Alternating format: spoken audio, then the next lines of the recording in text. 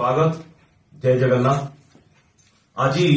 गोटे दुर्भाग्यजनक कथा जहाँ जोगु आम 7 जन राज्यसभा सांसद माने उपस्थित अच्छु आपण माने उपस्थित अच्छा। वर्तमान जिते पार्लियामेंट चलुची से समय आम आज आपण मानू डाकिछु कौन पाए गणतंत्र चतुर्थ स्तंभ हिसाब से सांबादिक भाई मानू मीडिया को आम नौ कौन पाए सठिक निरपेक्ष खबर समस्ते लोकों पाखे नहीं पहुंचे। गोटे विभ्रांतकर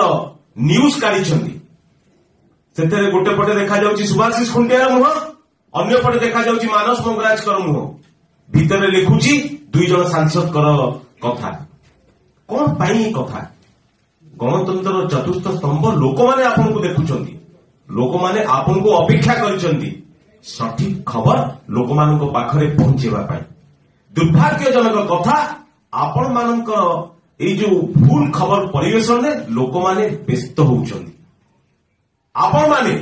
ओडिशार स्वार्थ पाई नवीन पटनायक आमको पल्ली वाली दिल्ली रे पहुंचेछंती ओडिशार हक पाई लड़िबा पाई ओडिशार स्वार्थ पाई लड़िबा पाई। आपण देखुथिबे पोलाभरम कार्यक्रम पाई आमर मालकानगिरी डुबी जीवो सेति पाई आमे लड़ाई करछु। सरकार जो चित्रण करा जाउची एतरु गोटाई जिनस स्पष्ट जे किछि न्यस्त स्वार्थ व्यक्ति अछंती जो माने चाहू नाहंती ओडिशार स्वर विजु जनता दल शाणित भाव में जेमती ओडिशार स्वर दिल्ली रे रखी सेटा रखू।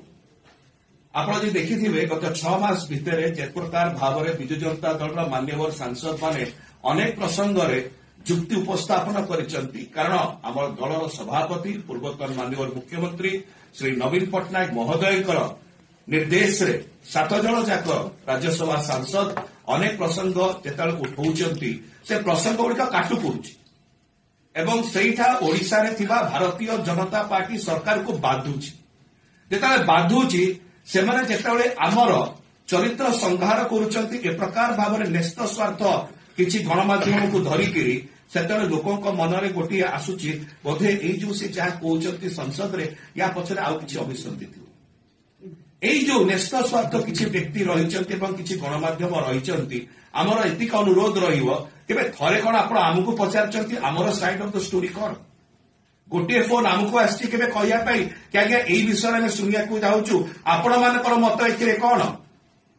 अत्यंत दुर्भाग्यर विषय आपण आम ऊपर व्यक्तिगत आरोप करूचंती गोटे विषय किंतु आम द्वारा आपण ओडिसा जो खेतीटा करूचंती से